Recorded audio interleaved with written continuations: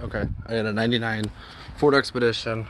I'm changing the plugs in 1 bad cylinder, 3 coil. I've pulled the hose out of here, two or 3 vacuum lines above, 2 bolts out of here, pull the fuel rail up. I'm doing a job for somebody else.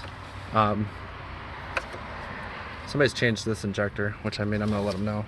2 injectors back here were replaced and new. These 2 here, original.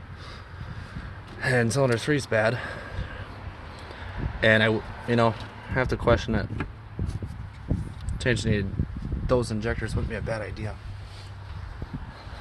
I haven't touched this side yet. But 2 new plugs set down. Now to continue to the 3rd. Alright, to continue.